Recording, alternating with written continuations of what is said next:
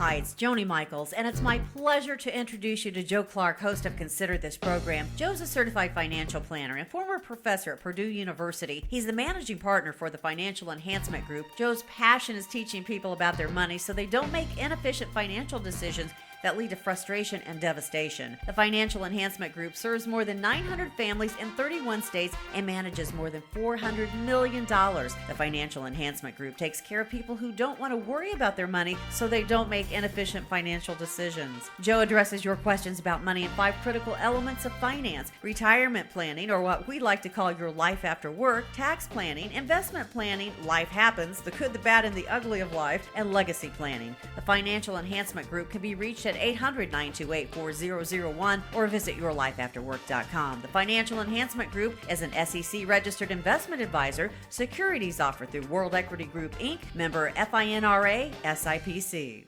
Welcome to Consider This. I'm Joe Clark, your host. I'm Ken Dilger. And I'm Angie Kinzer. And we are back in the saddle. Hope you're having an outstanding weekend. Lots of things going on. We got a great show put together for you for this week and things that are coming up. If you've not already gone to and subscribed for the podcast, I would strongly encourage it. You can go to anywhere you listen to podcasts. It's Consider This Program. We have got 2 people that we are going to interview coming up shortly. And it's kind of a weird thing. You know, as I look at my life, and Ken, we've kind of talked a little bit about this, so I don't want to take you off track or make you too emotional, but, you know, how did your dad fit into your life? He's a big influencer. He's a big hunter and fisherman. Mm-hmm. Always wanting to go out, but he worked a lot. So besides hunting and fishing, I really didn't see him when he got up in the morning till late at night. He would come in for dinner and go back out and work until the sun went down and whatever. So, but he definitely influenced a lot of what I do today. And I don't think anybody would say that their father didn't. Angie, how about you?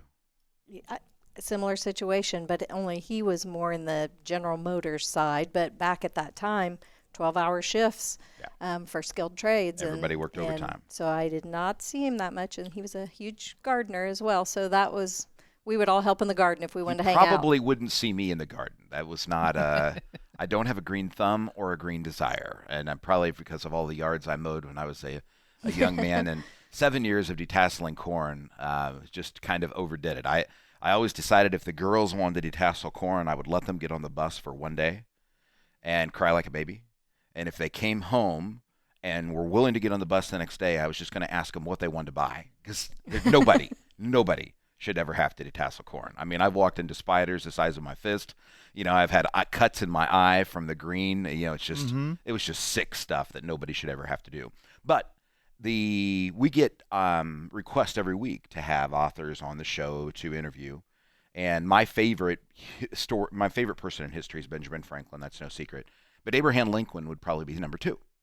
And so we had somebody say, "Hey, I want to."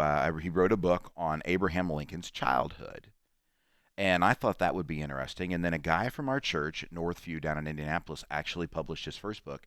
It's Thomas Lincoln, Abraham's father. So I thought we would do a podcast with the 2 of them to see what the father and the son and how it worked together before Abraham Lincoln did his thing. So again, if you're not signed up for the podcast, Consider This Program wherever you listen to podcasts. I think you will enjoy it. We do stuff like that every now and then. We get a lot to talk about today's show.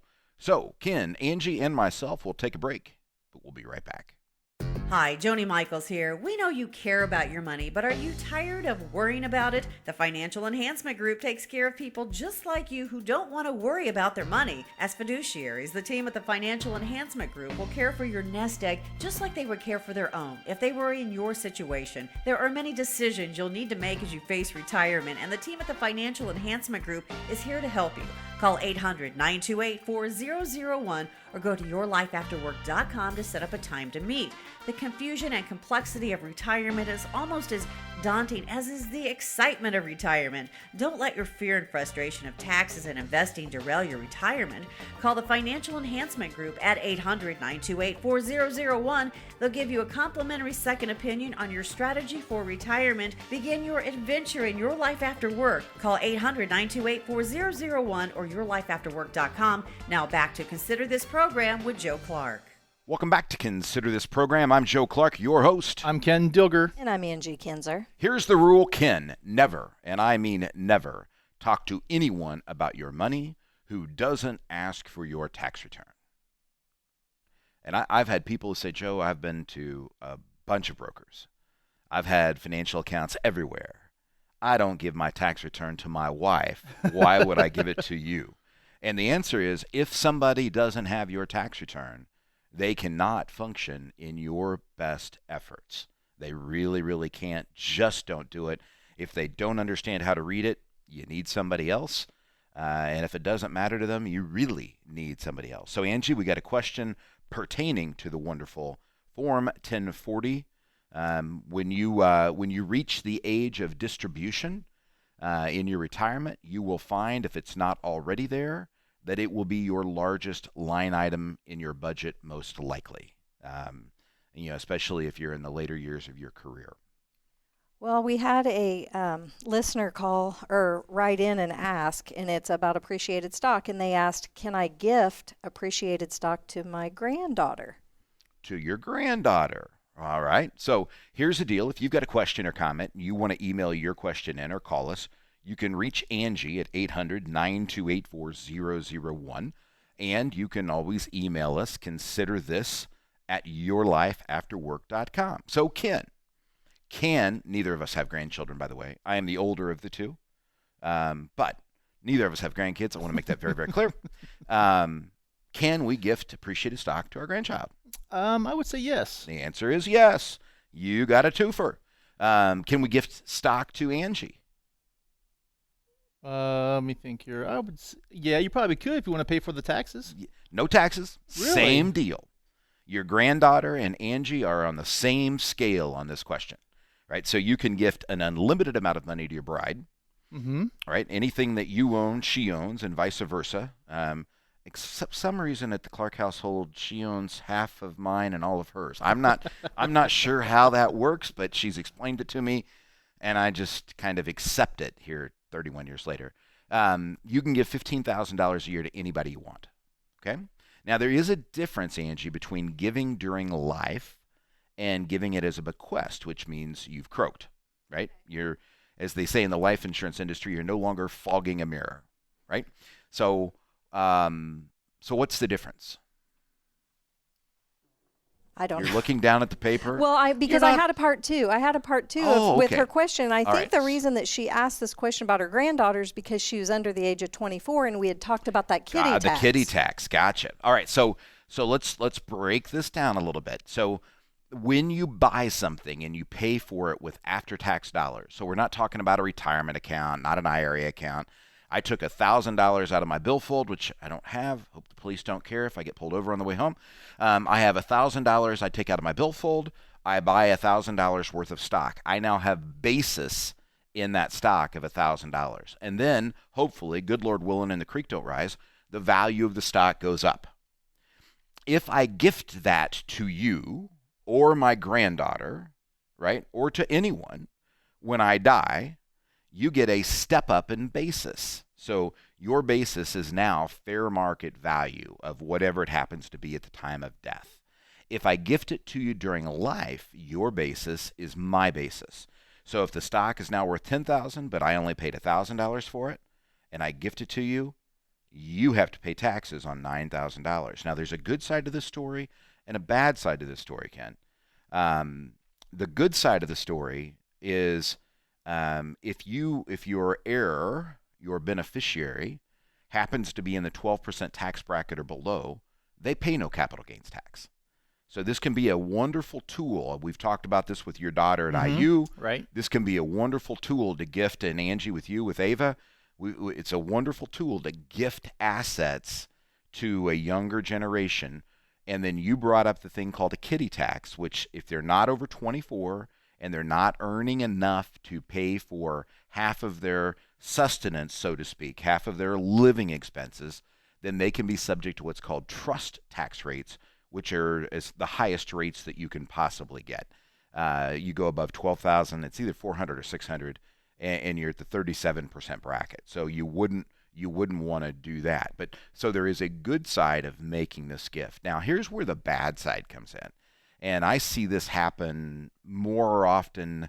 Most of the things that I've watched over a 31-year career, people have finally figured out, and they just don't do, that was dumb, right? This one still happens, and it's where people gift assets like farms. You got 3 kids, and one of them's been in the farming world forever, and you don't want the other 2 fighting over who gets the farm, and so you go ahead and put, son number B's name on the farm title, right?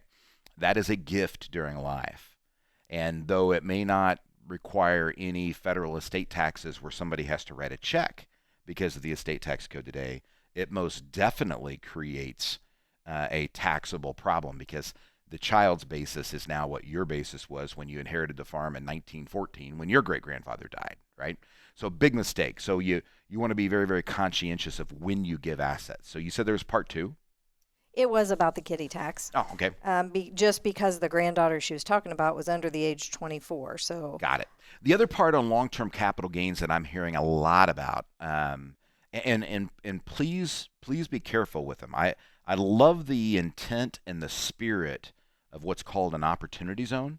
I really do like what I'm hearing, but I also got into this industry in 1987, and limited partnerships sounded like a really great idea in 1984 and 85 when I was studying in high school and college.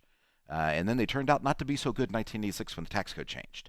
So has anybody approached you, Ken, on opportunity zones yet? Have you heard that?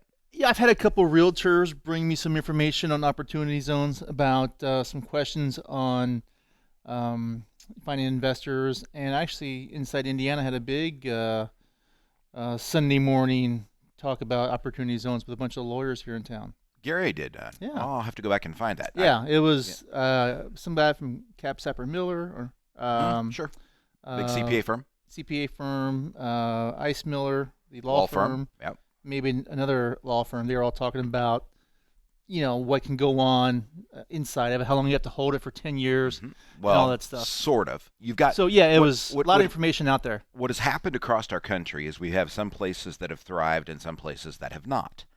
If you went to look at my old building, we built a new building for the Financial Enhancement Group here last year at the flagship at Exit 222.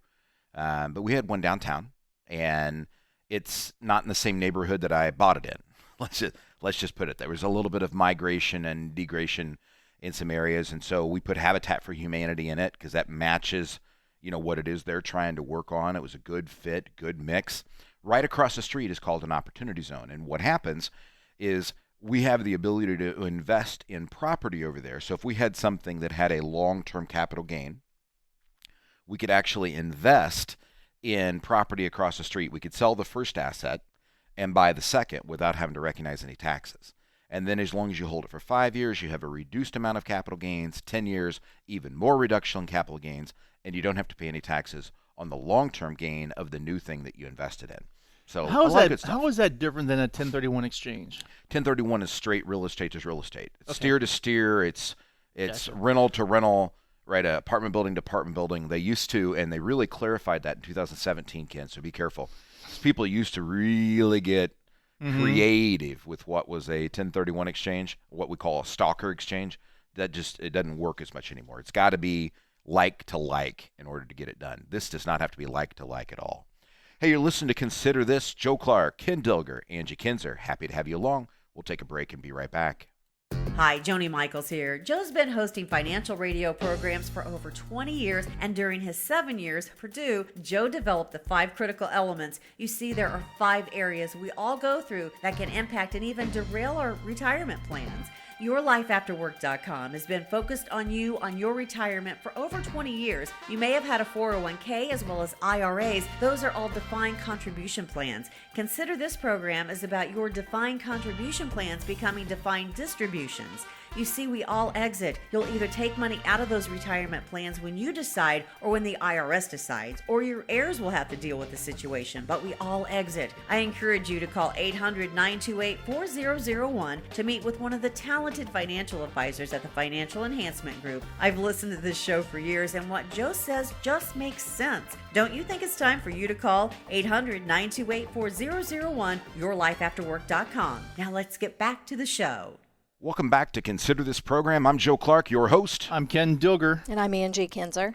One of the saddest things that I have seen happen in my career, and apparently it happens more regularly than I know, but there are people that are of the older generation, had multiple bank accounts. Ken, you probably don't have multiple bank accounts. I do because of business accounts, though I wish I didn't. It'd be a whole lot simpler if there were one. But when people used to come to see me in the late 80s, they would have a bank account at 3 or 4 different banks. And we were just starting the era of auto pay, right, where it would automatically bill your bank. And I call that pulling, by the way, when somebody can bill your account and pull money out. I don't mind pushing where I pay it automatically. I hate being pulled from just because it confuses me, and I still have those emotional days of when I didn't have the money to pay the bills. But I remember one guy getting to a point where he couldn't take care of himself anymore. The kids came in, they closed out 2 of the bank accounts, and one of them had the auto pay long-term care, Angie. And you know, when somebody's 82 and their long-term care policy lapses, insurance companies aren't so inclined to reinstate, right? It was really, really, really a sad thing. So one of the things that we have here that if you're new to the program is we offer checklists of the way that we think. So if you have a question about something, I call it fading away. Most of us don't just drop dead. Most of us fade away. And if you've got a question about how to take care of an elder parent, elder uncle, I see that happen a lot, or your next door neighbor, I'm seeing more and more of that. And things that we think about, if you want the checklist, just call Angie 800-928-4001 or shoot us an email. So go ahead, Angie, get the question. We do have a question because someone was considering long-term care insurance. So the question is, should I look at a typical policy with just coverage or one that includes life insurance as well? I like it when you make me research. And actually, in this case, you made me research. So, Ken, do you know anything about long-term care? No, I don't. Good. Don't. Just stop. So, in 1994, I started my path to becoming a certified financial planner. And one of the 6 classes you had to take was on risk management. So, Angie, what would you say are the things that we can do with risk? And I'm talking about any risk. Well, we can predict what it's... Nope, can't predict. Okay. You can say you can come up with a probability if you're an actuary, but don't go there. That's not. I mean, they have no personality. Well, remember? then we can try to not attempt to do the same thing. There you again. go. You can say no, right? What else? What else do you think? All right. So what they taught me in the CFP's board, in the CFP school, if you will, the American College of Financial Planning, and it is very, very true. There's 4 things that you can do with risk. And when I taught this at Purdue, I did it with I used the example of my Harley Davidson and my mother, who had an adverse relationship. Mom hated that bike. So if you're a rider, you know the worst time to ride, the most dangerous time is in the fall with water on the ground because the leaves are like ice. I mean, they're just very, very deadly. And I've lost at least 2 friends going around a curve, getting on a wet leaf, and it's all over. So there's 4 things you can do, Angie. You can retain the risk. You can say, Mom, I love you, but it's my Saturday morning and I'm going riding, right? So you can retain the risk. So to put that in the case of long-term care, you can say, hey, I'm going to beat the numbers. And as we know from the research that we did, about 25% of us will need long-term care in our life based on the estimates of, where'd that article come from? This is out of the Wall Street Journal. They just had an article on long-term care insurance isn't dead. It's now an estate planning tool. I will tell you, so I've always fought this, right? So we've taken care of over 1,000 families over the 30 years we've been in the industry, about 991 of them right now today. And I think we have 4 people that are in long-term care. That's a lot different than 25%. So either this is more of a number of people with lower assets by nature, or it's not quite accurate. But you can retain the risk. I can ride the Harley and say, Mom, I love you, but, right? The second thing that I can do, Angie, is reduce my risk. I can put on a helmet, right? And so how do you reduce risk with long-term care? Well, you eat better, you do brain exercises, you try to keep your body healthy, you go to see your physician. You're going to see more and more. And I always get a temperature of what people are paying attention to by CNBC commercials. And you're starting to see more and more brain commercials. Do this to improve your brain. Mm-hmm. And that's just because the peak of the baby boom was 1957 to 1961. We're moving into that age where people are very, very worried about it, right? The third thing that you can do with risk is transfer that risk, right, to somebody else, and that's where life insurance comes from, right? So you can retain, meaning you're just going to do it. You can abstain, saying, I'm going to leave the bike in the garage. I don't know how you do that with long-term care, but that's one of the things you can do with risk. You can reduce it by putting on a helmet or taking care of your body in this case, or you can transfer the risk where you buy an insurance. Now, what you need to understand, first of all, is this is not me in any way, shape, or form. Consider this program, Joe Clark, the Financial Enhancement Group. None of us are telling you if you have a policy to cancel it. That is not at all what I'm saying. What I will tell you is that the long-term care policies, when they first came out, were built around health insurance companies. And health insurance companies, Ken, will look at you and say, we can't raise your rates, but we can raise them in a group form. So they can look at other 48-year-olds, they can look at other people that live in Indiana, and they can say, based on our claims experience, we're going to change the premium. And what you saw have happen, in all fairness, is people bought policies, and 20 years later, the premiums had tripled and quadrupled, right? You don't buy a long-term care policy because we think we're going to a nursing home at 40 years old or at 50 years old. You buy it because you're worried about what happens at 80, right? And so you're looking at you've got a net worth of whatever it is, and you're making a decision, is it worth protecting buying this policy? But you don't understand the premium that you're going to pay 20 years later because the claims experience was much greater. They have a very hard time finding people who are willing to work in these facilities, let alone people who are willing to live in those facilities. So it is a difficult task. And so when Angie said about the hybrid, what happened probably 8 to 10 years ago, they came up with a life insurance policy format they call a hybrid, where the life insurance policy actually provides long-term care. So if I need long-term care, I get it. If I don't and I die, whoever my beneficiaries are get a check. I think that makes a lot more sense. I've looked at it for Barb and I, and we'll probably be investing in one in the next couple of years. Okay. What else you got on that one? Is there anything? Well, I have, some of the advantages and disadvantages, and I know that on this particular thing, with the hybrid, you can also recoup most of your money back if you decide that you want out of it. Yeah, there's a cash surrender value. So I wouldn't say most of your money's probably a stretch. The author may have wrote that. That's probably not accurate. But it's, in the typical insurance world, and Ken, how many times have you heard in your life, no pain, no gain? Right? Too many. Every time we walked into a gym, right? No pain, no gain. Well, that's kind of the way most of the insurance policies work. If you don't wind up in a long-term care world, no pain, you don't get your money back, no gain. Just keep in mind, if you're looking at one of those contracts, there are policies that are pay reimbursement, meaning you got to send in a bill that you paid, you get money back, versus pay a benefit.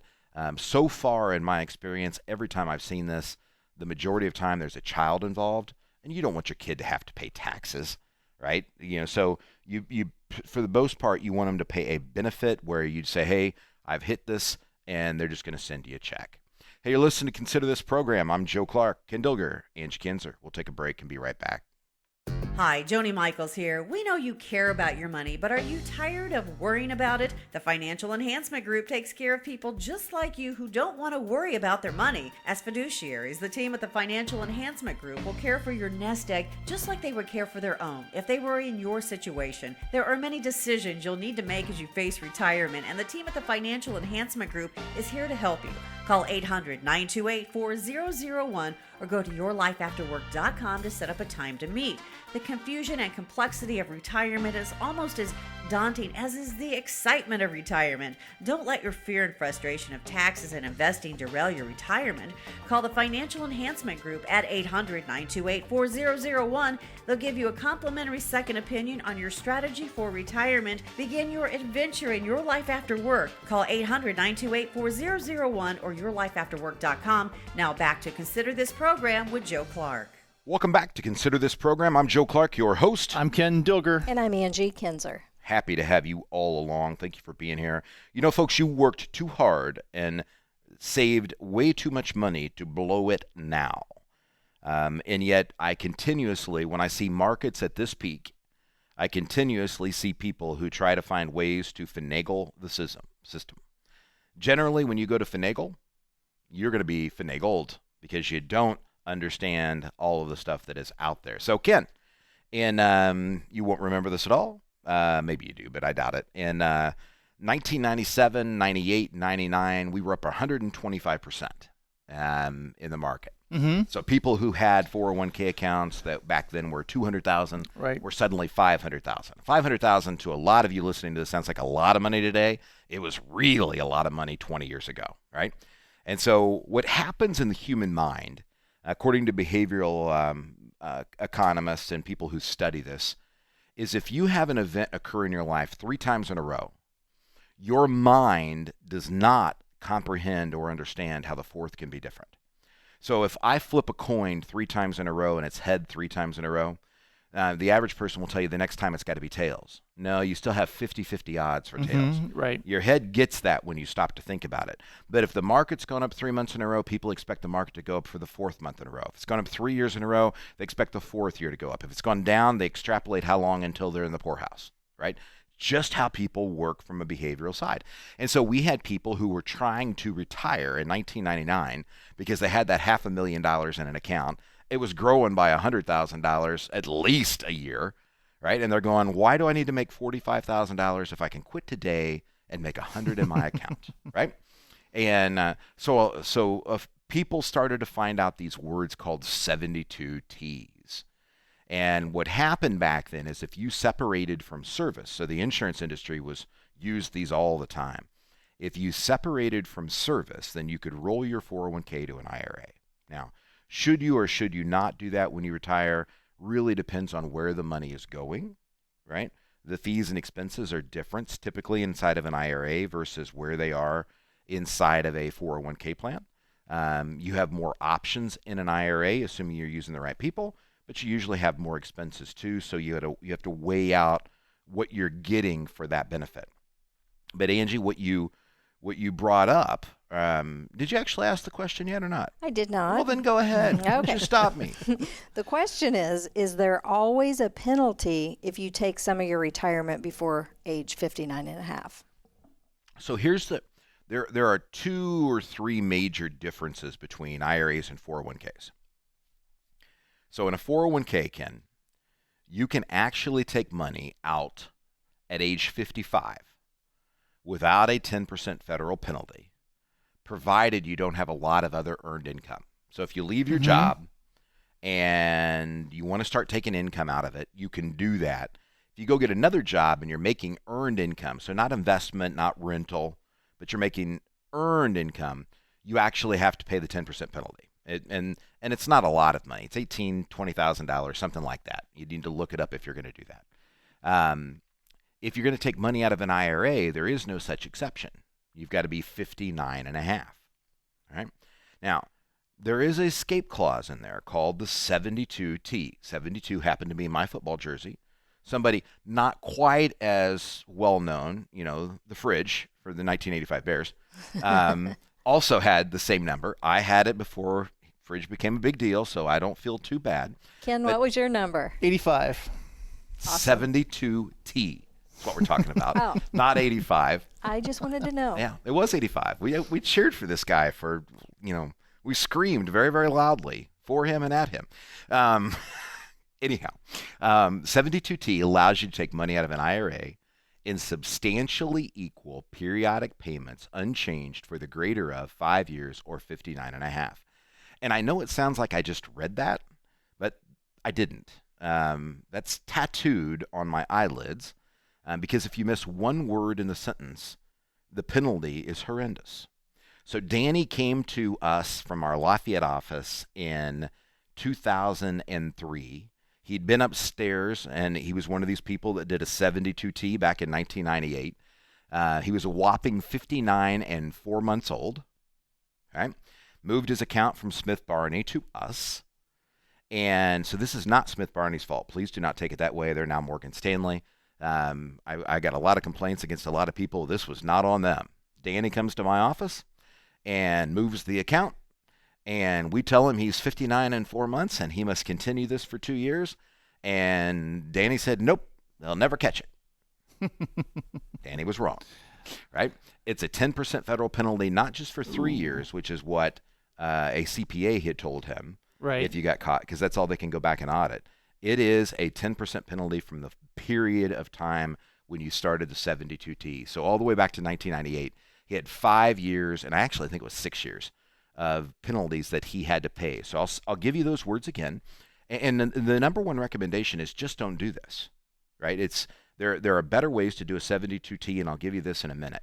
But a 72T is substantially equal periodic payments unchanged for the greater of 5 years or 59 and a half. And every now and then I'll hear a CPA say, no, they do let you change it. No, they don't. They let you change it in 2002 because the tech wreck was so severe and so many people had done it. They gave you a one-time reset. And the other one is they will let you change it based on the account value every year, but you have to take that as opposed to a fixed payment every year, and most people don't do it. Now, here's what I would encourage you to do, Ken. If you were going to do this, and again, please don't. Okay, got it. If you were going to do this, I want you to consider why you would want to pull money out of your IRA this year. Because anytime I've ever seen anybody who needed to take money out of an IRA this year, there was usually something painful in their life, right? A huge medical bill. It was rarely over an opportunity, right? It was usually because they wanted to retire, they lost their job, something happened in their health. My point being, your income is probably going to be lower this year than normal, right? And if that's the case, I think it makes more sense for you to pay the 10% federal penalty and get money out for 1 year while you can kind of get back on your feet and figure out, okay, is this really going to be my life for the next 10 years of my life? Because it is 5 years or 59 and a half, whichever is longer. So if you take money out of the 72T, you've got a 10% federal penalty that you have to deal with, right? And it doesn't matter how much money you make, a 10% penalty is 10% of whatever you pulled out, right? So if you pull out 30 grand, you're going to pay a $3,000 penalty. And then you have ordinary income taxation on the rest of it. And as we all know, the ordinary income tax varies based on the amount of income that you have this year. So I would strongly, especially as you get to the later half of a year, I would strongly encourage people considering making a withdrawal out of their IRA. Yes, it's a penalty, and yes, it's fully taxed, but it gives you the opportunity or the option not to do it the next year. And, we've all seen tough times, right? I mean, there have all been periods of times where we could use more cash in our account, right? And it's kind of like, okay, this isn't easy to do it. Some people think the 72T works just like the 60-day issue, where you have 60 days to put the money back in. It is not. The whole different thing, whole different paperwork. So please, please, please be very careful with it. The moral of the story is when you're messing with an IRA, you really want to pay attention to all the rules and make sure you're dealing with an expert. There's a reason I spend 6 days of my life with Ed Slott studying IRAs with tax attorneys, CPAs, and other geeks like me. They can be complicated and confusing. Substantially equal periodic payments unchanged, the greater of 5 years and 59 and a half. Just stay away from 72Ts. We'll take a break and be right back. Hi, Joni Michaels here. Joe's been hosting financial radio programs for over 20 years, and during his 7 years at Purdue, Joe developed the 5 critical elements. You see, there are 5 areas we all go through that can impact and even derail our retirement plans. YourLifeAfterWork.com has been focused on you on your retirement for over 20 years. You may have had a 401k as well as IRAs. Those are all defined contribution plans. Consider this program is about your defined contribution plans becoming defined distributions.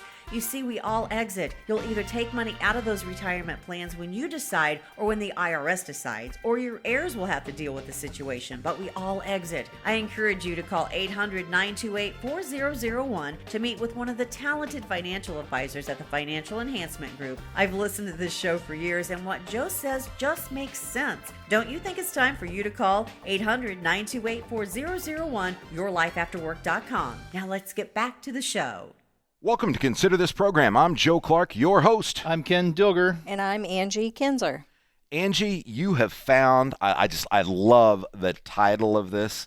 It actually came, it looks like, from our friends at Ed Slott, so I can't take too much credit for that one. I had nothing to do with writing this article, but go ahead, give us the backdrop. I thought it was really interesting. It's called Going in Reverse, and sometimes it makes sense to do a reverse rollover from IRA to 401k instead of what we're used to when you retire, going from 401k to IRA.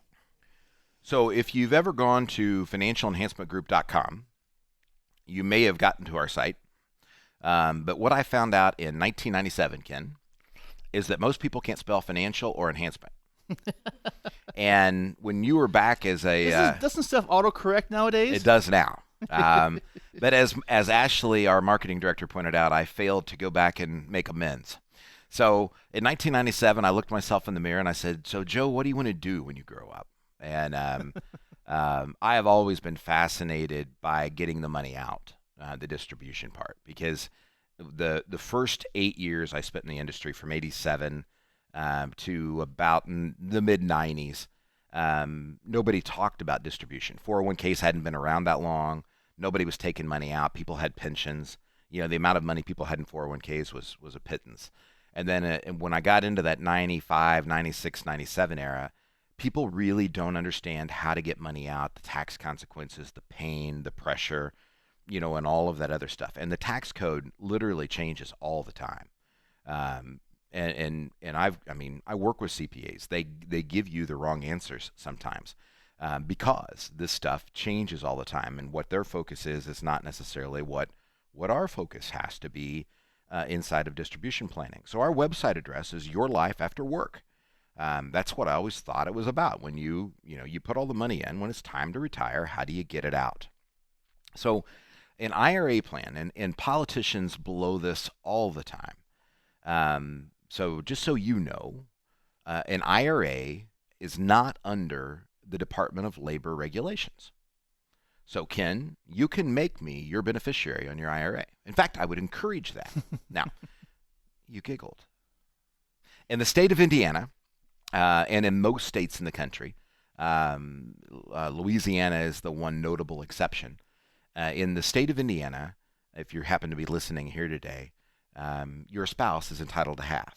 So if you had a $5 million estate and you left it all to me or all to your daughter, she would have the ability to go to court and get half of it back. Okay? But in an IRA, anybody can be my beneficiary. Angie, who has to be my beneficiary on my 401k? Your spouse. Your spouse has to be. This is the only time that a post-nuptial comes into play.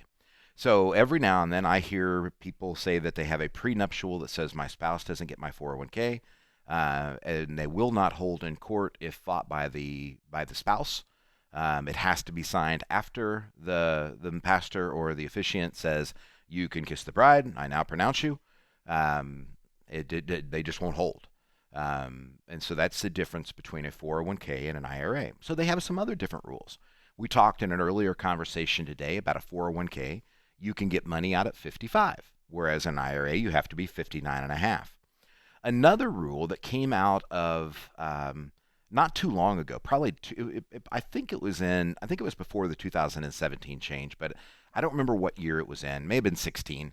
But if you work for a company and you own less than 5% of the stock, you can not take required minimum distributions at 70 and a half. So Angie, what's the required minimum distribution? It's when you reach the age 70 and a half and the IRS says it's payday for us.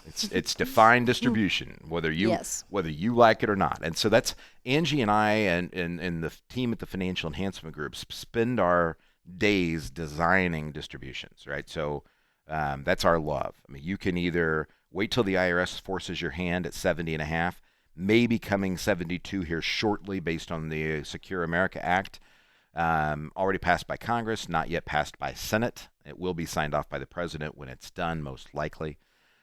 So you can do it that way. You can die and let your heirs figure it out, or you can design your distribution. And that's what our team here at the Financial Enhancement Group is really focused on, and truly my passion in life.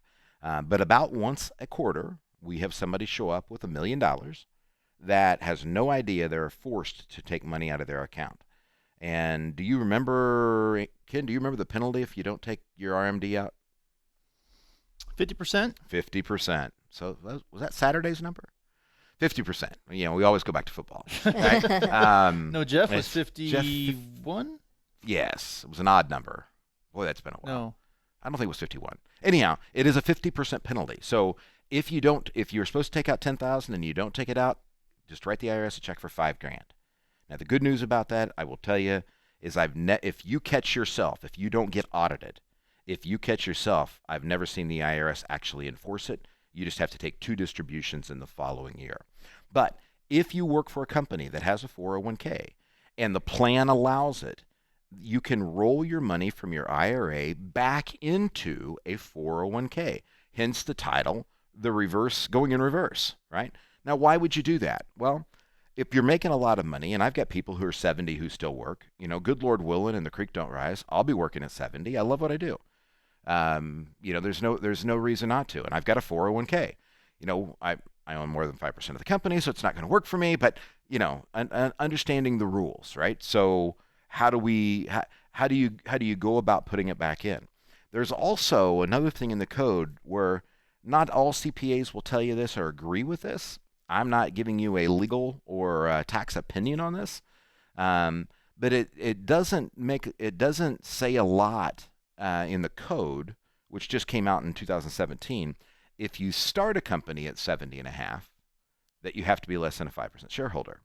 So there are people who are opening up companies, creating a 401k, what they call a solo 401k, and rolling their IRAs into the 401k. Please don't come visit me, IRS man, or any of those.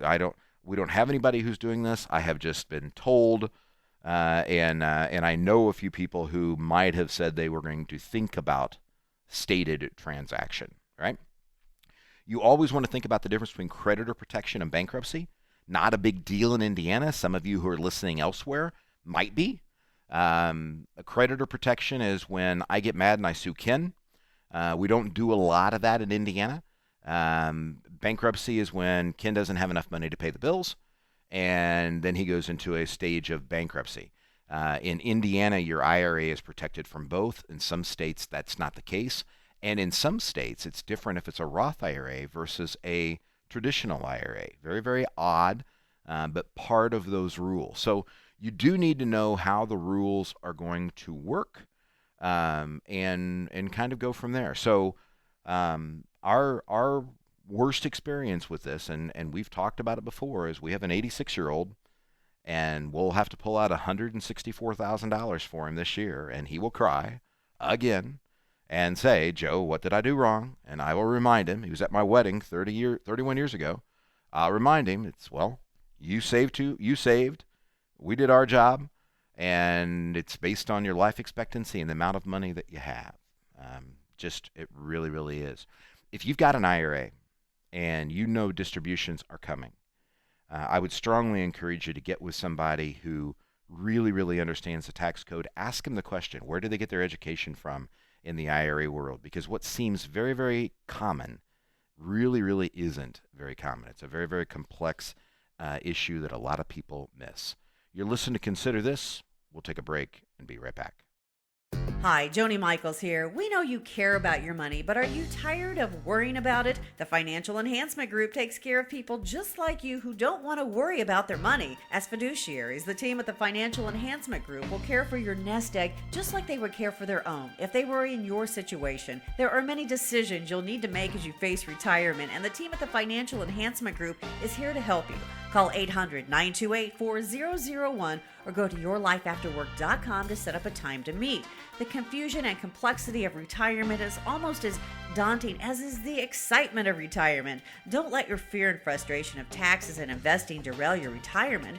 Call the Financial Enhancement Group at 800-928-4001. They'll give you a complimentary second opinion on your strategy for retirement. Begin your adventure in your life after work. Call 800-928-4001 or yourlifeafterwork.com. Now back to Consider This program with Joe Clark.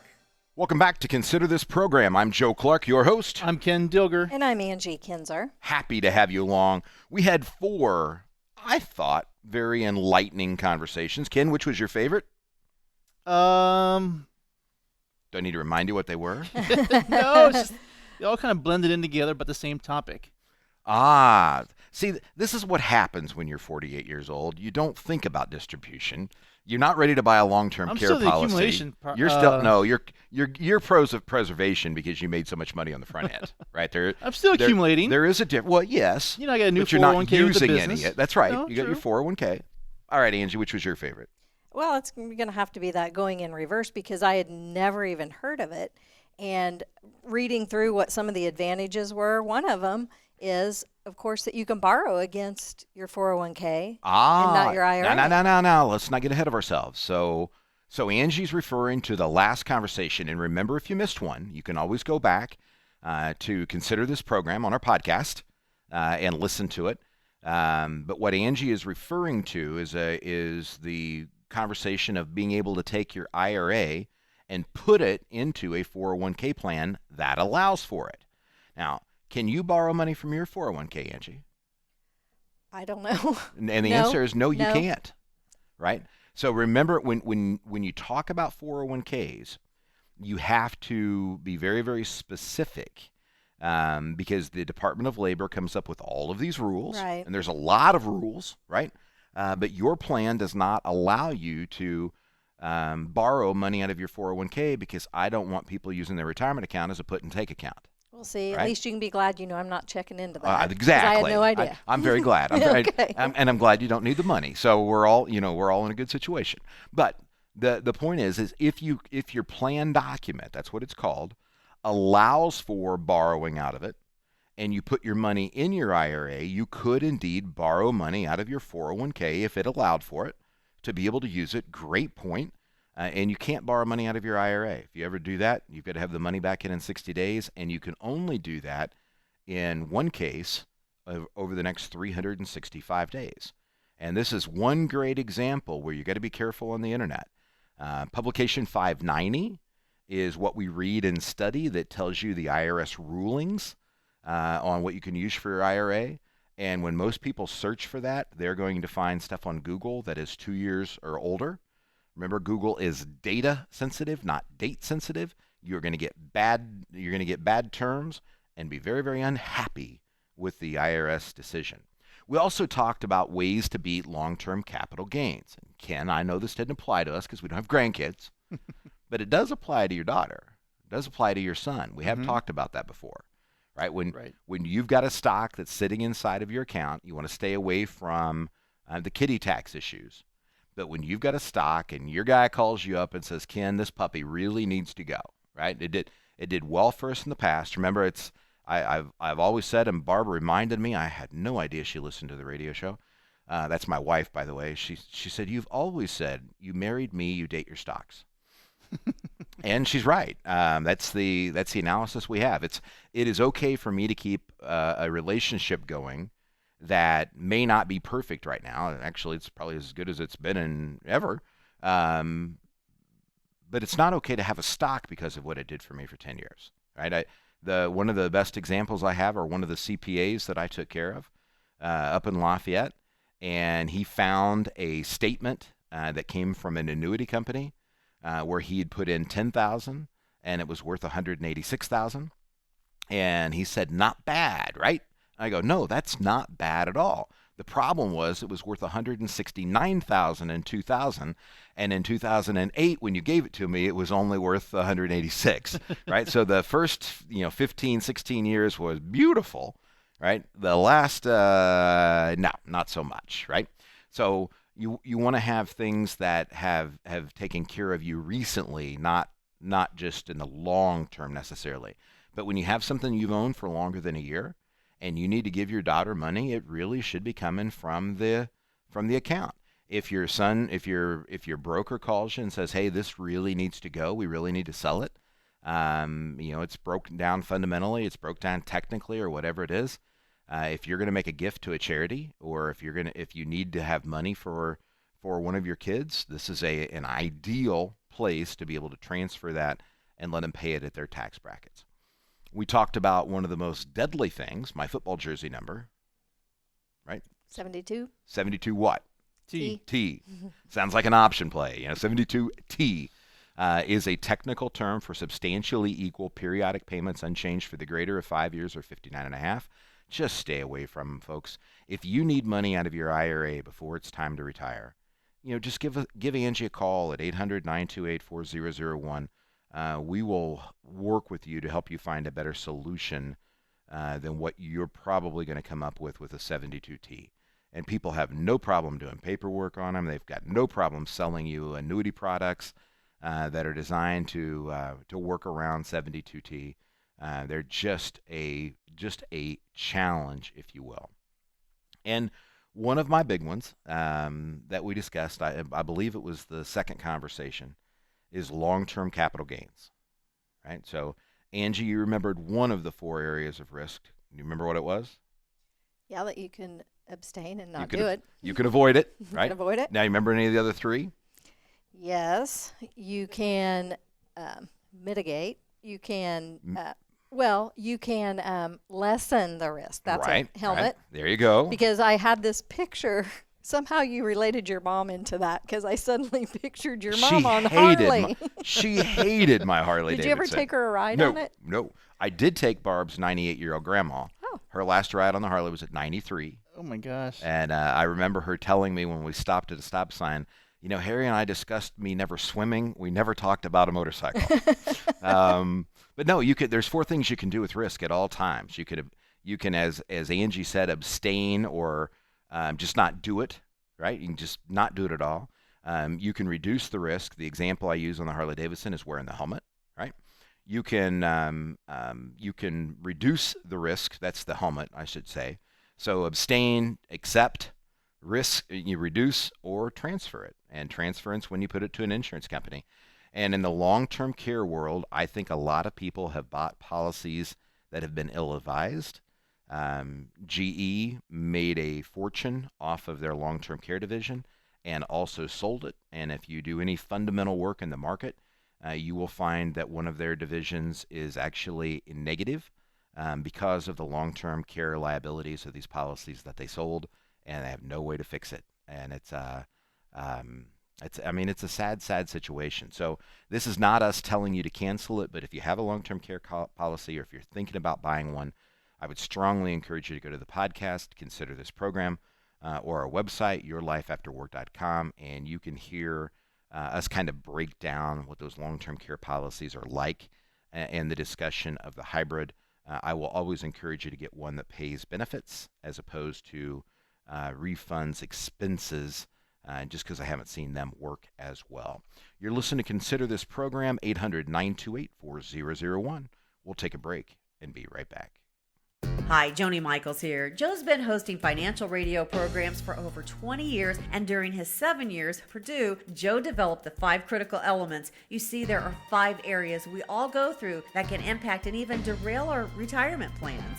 YourLifeAfterWork.com has been focused on you on your retirement for over 20 years. You may have had a 401k as well as IRAs. Those are all defined contribution plans. Consider This program is about your defined contribution plans becoming defined distributions. You see, we all exit. You'll either take money out of those retirement plans when you decide or when the IRS decides, or your heirs will have to deal with the situation, but we all exit. I encourage you to call 800-928-4001 to meet with one of the talented financial advisors at the Financial Enhancement Group. I've listened to this show for years, and what Joe says just makes sense. Don't you think it's time for you to call 800-928-4001, yourlifeafterwork.com. Now let's get back to the show.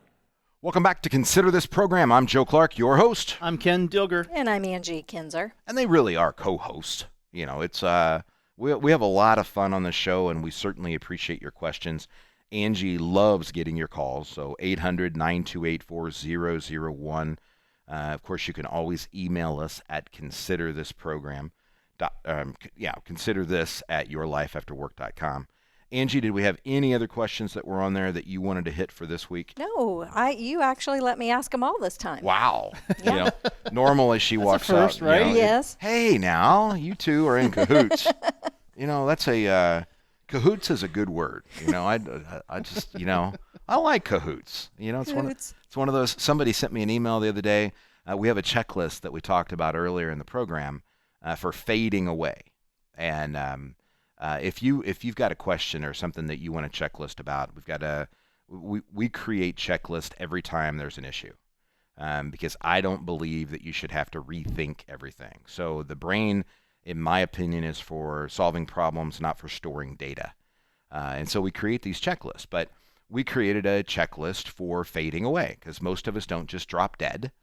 Most of us mentally deteriorate or physically deteriorate. We see that happen in our practice. We see it happen in our families. It's just part of life. So somebody sent me the email and said, Joe, I want the bonkers list. And, you know, what another wonderful Indiana term, going bonkers, you know, because that's, you know, it is part of it. And it's it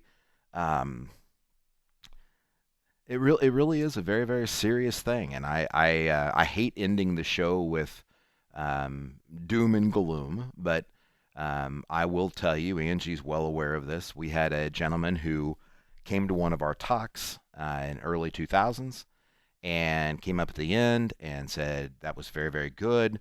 You're the guy. But at my stage of life right now, I have to be the guy. I don't think it would be appropriate to turn my assets over to anybody right now. And he wrote his wife a letter, and he actually copied me on it. And I've never had anybody else do that I can recall. But I have no way to keep track of you who listen to the show. I have no way to keep track of people that have never come in. I don't know what's going on in his life.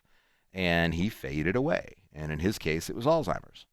And I got a nasty phone call in 2012, I think it was. It may have been 10. I think it was 12. And I could tell she was unhappy because I was being hollered at. And being married for 31 years, I know what hollering at sounds like. And he had died. And she found the letter. But not before he died, and not before he'd went through $5.4 million of all of the money that he'd worked so hard to accumulate. And that's just not acceptable to me. And I hope it's not acceptable to you. So regardless of where you are in this stage of life, if you're ready to start working with people who are fiduciaries, who don't sell products, who want to help you create a long-term plan, design your distribution program long before you need it, give us a call, 800-928-4001.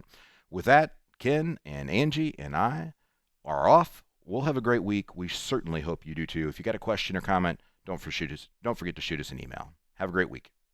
You've been listening to Consider This Program with Joe Clark. As a certified financial planner, former professor at Purdue University, and with 31 years of experience helping families just like you eliminate the fear and confusion of retirement, Joe's team has the answers to your questions. Go to yourlifeafterwork.com or call 800-928-4001 and find a time to meet with the Financial Enhancement Group. There's nothing that will separate you from your retirement as fast as the IRS. There are many questions that can be answered at the Financial Enhancement Group. Questions questions like when to take Social Security, how will my 401k be taxed? These questions are just the tip of the iceberg, and you need to be asking these questions now before it's too late. The Financial Enhancement Group has offices in Anderson, Fishers, and Lafayette, Indiana, but they also take care of families in 30 other states. You care about your retirement, you don't want to worry about your money? Then the Financial Enhancement Group is right for you. As fiduciaries, they are required by law to treat your money as if it were their own and they were in the same situation. Call 800